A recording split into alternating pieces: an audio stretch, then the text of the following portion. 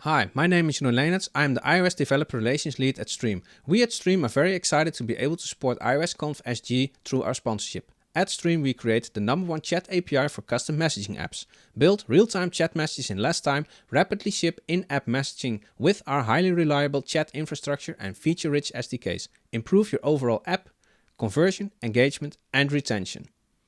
But what does this mean for you as an iOS developer? Whether you are creating a social messaging app, a team collaboration platform, a live streaming chat feature, or anything you can come up with, if it involves text-based chat, we have what you need. Add our SDK as a Swift package, an XE framework or CocoaPod, initialize the SDK, drop our pre-built UI components on screen and start chatting. Also, at Stream we are hiring for many roles, including iOS developers. We have an open and informal culture and we are a team of 140 people living in 26 different countries. We are a mix of remote and in-office workers and we believe that as a company we should take care of our own. There are many perks and policies in place to make sure we have and remain an inclusive workforce capable of delivering their best work at a sustainable pace. So have a look at our company page on our website. You will find our current open positions listed there. getstream.io. The presentation by Martin is about building a modern SwiftUI SDK. Recently we have shipped our SwiftUI SDK for a chat platform and Martin was the lead architect on this product. So please join me in welcoming Martin for his presentation about the challenges that he faced while developing the SwiftUI Chat SDK. My name is Martin and today I'm going to be sharing some insights about the development of our new chat SDK in SwiftUI. So developing an SDK is a bit different compared to developing an app. Your customers are not the end users, but other developers such as ourselves, which means that apart from having a super polished product with great UI, with a lot of features and as less bugs as possible, you also need to provide easy to use idiomatic APIs, code that's well documented and easy to integrate in other apps. It also means that you need to provide a lot of customization options, whether that's in terms of theming, things like fonts, colors, images.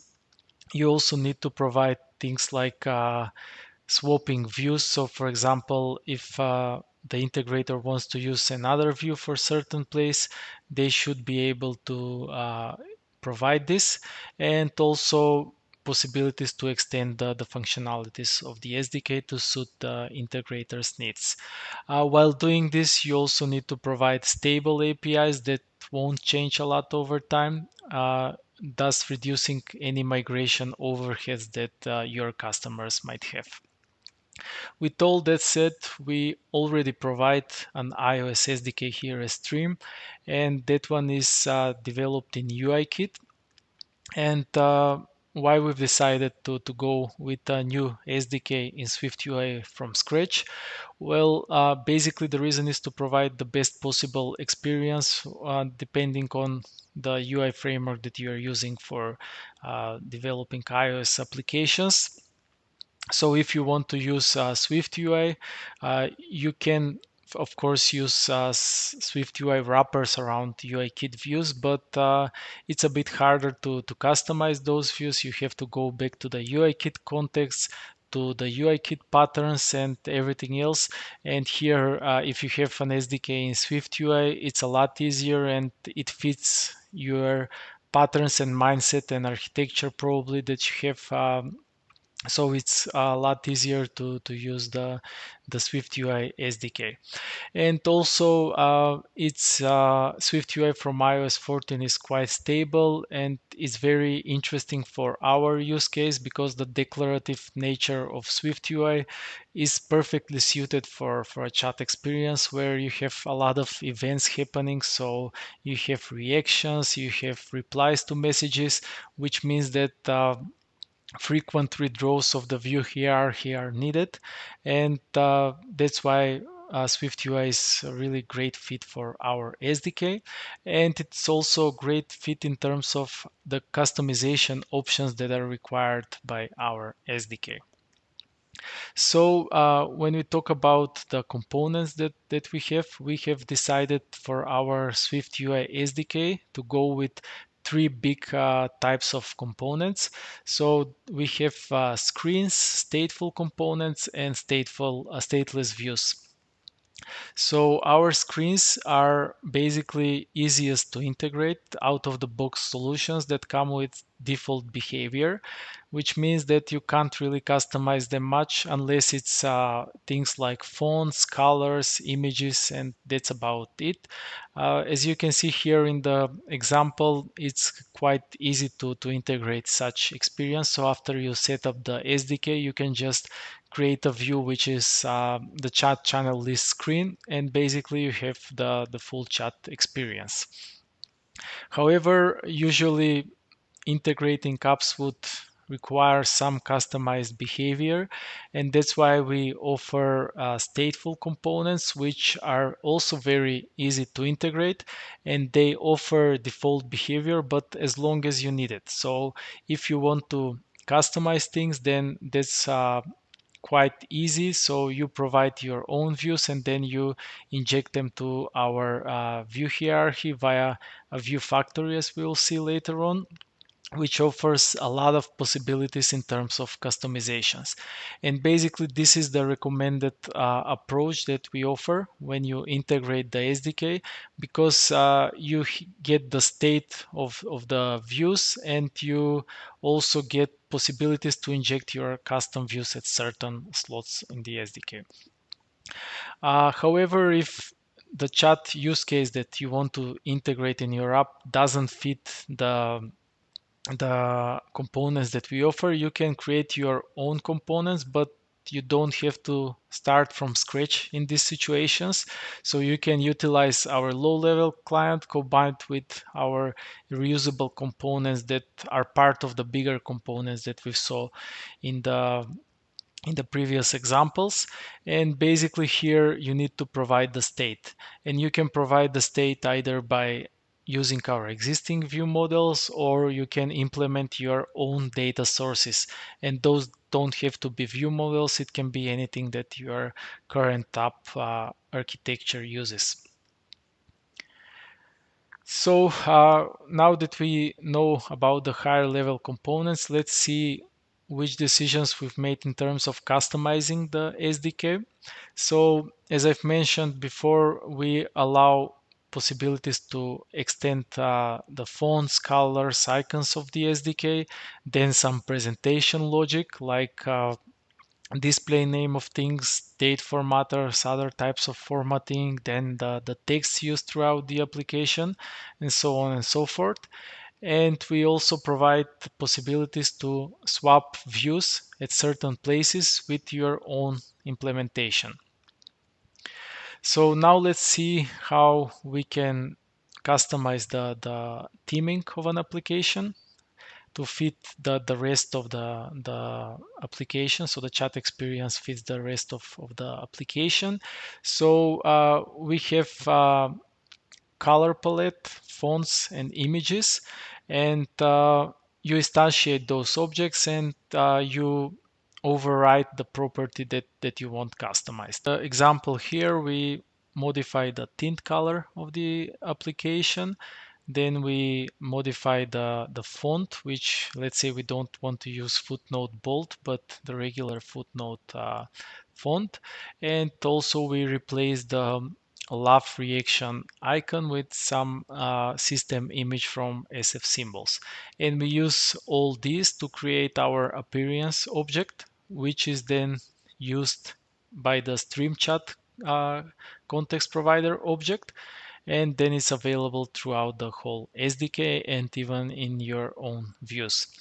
And here we have another example of customizing a presentation logic. So we have a closure that displays the chat channel name based on the channel and the current user ID. And instead of the one that we have in the SDK, you can put basically anything you want here. And we use those along with other functionality that here is omitted because it has default implementations. We use those together also in the creation of the Stream Chat client. Then let's see how we've implemented the view swapping. Basically, the use case here is that we want to allow certain views to be completely replaced by developers that integrate our SDK to suit their use cases better. So in general, when you want to replace a view in SwiftUI, you either have to make the container view generic over that particular type, or you can make the view any view and then lose all the generic stuff. While the second option is interesting in terms of simplifying the code, it comes with some caveats because SwiftUI relies on the types of the views when it computes the diffing between two different states. And if it's any view, it won't know what is the type of this view that's injected, which might make it harder for SwiftUI to determine the differences between the views, and actually it might redraw the whole view hierarchy. So this might come with some performance penalties. And for us, building a chat experience where we have a lot of events and we want to have a smooth scrolling experience for our users, it might be a bit of a problem. So that's why we've decided to go with the generics approach. And here we have another challenge that we need to solve because when you have a view, it can have several slots that can be customized or can be replaced by other views, which means you need to make it generic over many types. And if you have this view be part of some bigger view, then also the parent view will need to be generic over those types. As you can see, this makes it a bit harder to maintain and also hard to add new generic types. So that's why we've decided to go with a view factory. And here we have all of the views that provide slots for customization as associated types conforming either to views or view modifiers. And we provide default implementations for all of them, which means that for the integrators of our SDK, they need just to implement the corresponding creation method. Like here, for example, we have make no channels view.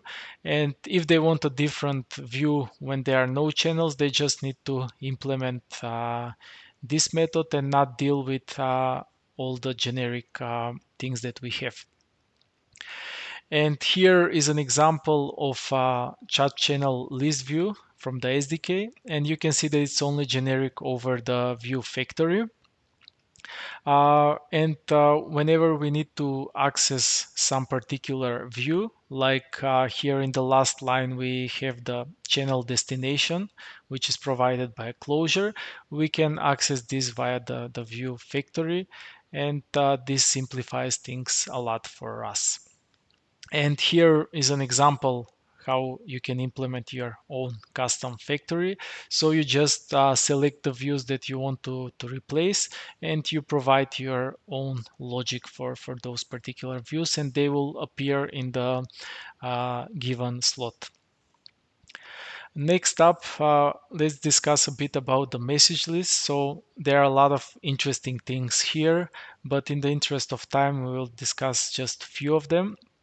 So you might be wondering how we've implemented the message list.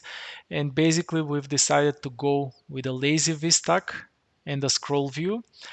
And we've also had a proof of concept implementation with a list, but in general, for us, the lazy vstack combined with a scroll view proved to be the better option. And here, another interesting thing to mention is the uniqueness of the views. So when you have a lazy vstack and dynamic list of elements, you probably need to implement the for each statement where you need to conform to the identifiable protocol. And here you need to provide an ID that will uniquely identify your view. And You might think that maybe the message ID that's currently present in our SDK might be enough condition for this, but actually that's not the case, because a message that is displayed in a view can have many different states in terms of reactions, message replies, and uploading states. For example, when you upload an image or a video, and this needs to be redrawn all the time, although it's the same message with the same ID. So that's why here we implemented custom message ID generation on the go, based on the state of the message. And that worked pretty well, because we got the interaction that we wanted, but also the performance didn't suffer, and the scrolling experience was still smooth for us. So in general, the development, I mean, we are still actively developing the SDK and adding a lot of new cool features. We haven't encountered any major blockers by using SwiftUI so far. We have noticed that the development is faster compared, for example, to UIKit. And of course, you have the fun factor when you develop with SwiftUI. So yeah, I can say that it's a lot of fun. And we did a lot of other cool, interesting things, but as I've mentioned, we don't have a lot of time, so feel free to check out the SDK. Everything is open sourced, and yeah, looking forward to your feedback. Thanks everyone for your attention.